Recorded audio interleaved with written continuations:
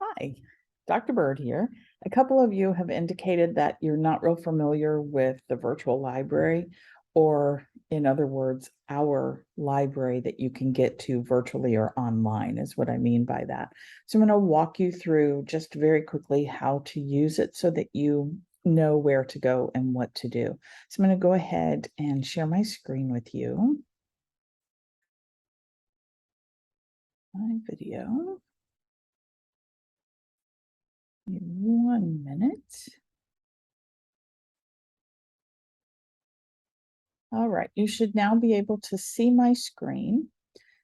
And we're going to go just to our homepage here, Davidson Davy homepage. And under academics, you can find the library. And if you click on that, it takes you right into the library. And there are lots of things that you can do in here that you may not know about. You can chat with your librarian if you have a specific question. If you're working on an assignment and you just really are stuck and you don't know how to find the answer, librarians are super, super helpful in this regard. You can always jump in here and chat with them for just a minute, ask them the questions. You can also email them and ask them questions.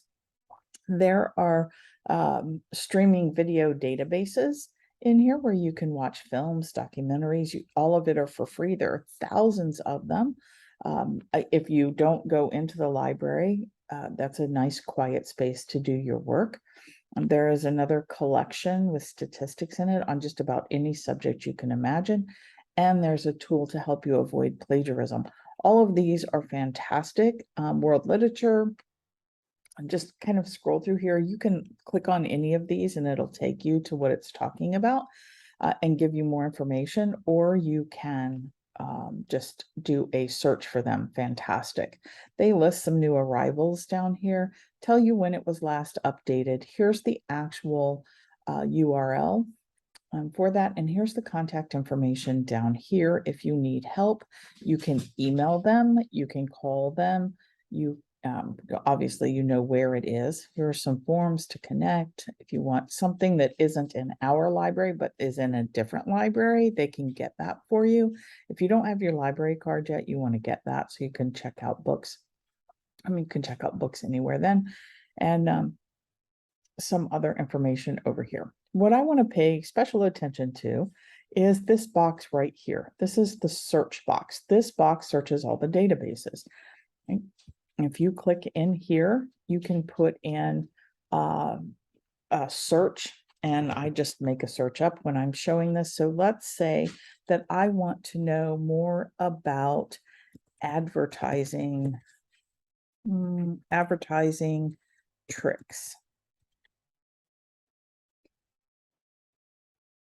Right? And you just click that. It brings up all of these options for information. If my teacher has told me that I can only use scholarly peer-reviewed articles, I can click this box and it will narrow my search from 5,000 results down to 113 results, which seems much more manageable to me. I can look down here and I can get content type. If she said only, if my instructor said only journal articles, I could click this. If my instructor wasn't specific except to say not to use book reviews, I could put my cursor over this and I could exclude book reviews so that now I don't get any of the book reviews. I only get the other things in this area. If my instructor tells me that my publication date has to be within the last 3 years or the last 5 years so that it's more current, I can click that and that will narrow my search even more. Now I'm down to 17 results. So I have 17 results that were written in the last 5 years that are scholarly and peer-reviewed that do not include book reviews. If I want to do it on a particular discipline, I can come down here. There's also subject terms. I can go through a lot of those if I want to use those. So there's lots of ways for you to narrow your search on the left-hand side. Then another really super cool part about the library is, let's say that I read this. I come in here and I think, oh my goodness, I'm definitely going to use this journal article. Okay, I see that I can get the full text online. Here's a what it is about. You can do a quick look at these so you don't have to open every single one by clicking over here. But I've already opened them. I know that I want to use this one. There are several things that I can do. I can come over here and I can email this article to me. It will come right to your email. And that way you don't have to worry about it anymore. You'll have it to continue to look back on. You don't have to forget about it or lose it. I can save it. When I save it, it only saves while I'm in this particular time. I don't believe it continues to save when I come back. I'm not positive about that, but I don't think it does. I think it goes away when you log out. But if you just want to save it while you're looking through, trying to decide what you want to use, that's a good way to do it. Your saved items come right up here, and then you can click on that saved box and just see your saved items, and then decide from there which ones you want to email to yourself.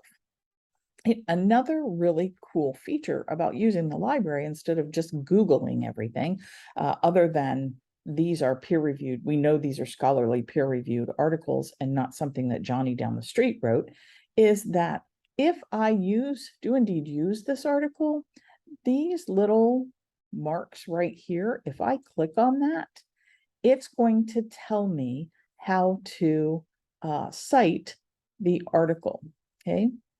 I can come in here and I can say either I want it APA or MLA. Let's say my teacher says that for our last project, our paper for the semester, we have to use APA, or I'm in a science class, social science or a physical science class, and they're telling me to use APA. So I'm going to say APA, right? And then it creates that citation for me. So now all I have to do is copy and paste the citation onto my essay on my works cited page or my reference page, and give it its hanging indent, and poof, I have my citations. And just make sure when you do that, when you're saving these and putting them on your works cited page or your reference page and giving them their hanging indents, that you save them based on last name. Your citations go in alphabetical order based on whatever's on this left-hand side over here. So make sure that you pop them into your page in alphabetical order. That way you don't have to bother with it at the end. So whenever you take it over and you put it in, you do that. Right? So then once you have your citation, you just close it, and then you can just go through and decide which other articles you may want to use. And you do the same thing with those. You can save them, you can cite them, you can email them to yourself. You can get the permanent link for them if you want to as well. But most students just need to cite the item, the saved items, and the email this item. There are more actions in here as well, but most of those aren't things that we're going to need specifically for using the library, right? And you have other options up here when you're choosing as well. If you click that button and you need to narrow it down, if you want, if I'm going to do use of color in advertising, right? I want it I want 1 year, 3 years, 5 years. I've got it. I've already done that on the other page, but if I wanted to do it this way, I could come in here and do it here. And again, I can tell it what I want in here, and then I can say search, and it's going to do basically the same thing we did on the left-hand side. So it's the same kind of thing, but you can do it that way as well by using this options up here. Okay. And then I have how products actually use color to get people to buy things. And that might be really important if I'm analyzing an ad. I might need to learn a little bit more about how advertisers use color to get us to buy their product, right? Okay, if you have questions or concerns, just shoot me an email. Hopefully this has been helpful, and I will see you guys in the discussions.